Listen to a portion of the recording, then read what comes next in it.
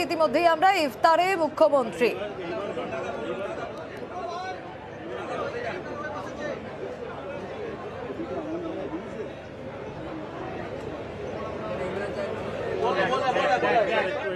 মুখ্যমন্ত্রী পার্ক সার্কাসে দাওয়াতে ইফতার, আর সেই অনুষ্ঠানেই মুখ্যমন্ত্রী পৌঁছে গিয়েছেন। রয়েছেন ফেরহাদ হাকিম, বাবুল সুপ্রিয়, ইন্দ্রনীল সেন, শশী পাজা এবং অন্যান্য অনেকেই। ডেরেক ওব্রায়েন রয়েছেন।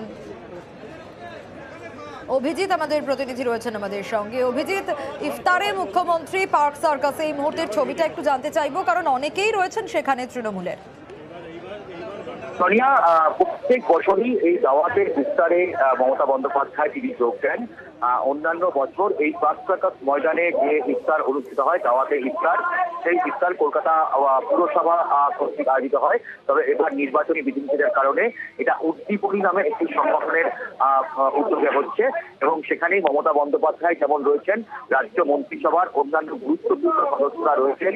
শশী পাজা থেকে শুরু করে পরিবহন মন্ত্রী স্নেহাশিস চক্রবর্তী রয়েছেন, কলকাতা পুরসভার মহানাগরিক তথা মেয়র ফেরহাদ হাকিম রয়েছেন,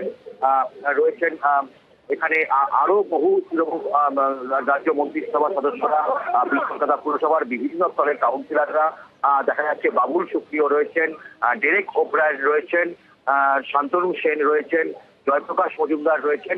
বিভিন্ন স্তরের এখানে রাজনৈতিক নেতৃবৃন্দ যেমন রয়েছেন, তেমন ভাবেই বিভিন্ন সম্প্রদায়ের মানুষও এখানে উপস্থিত রয়েছেন।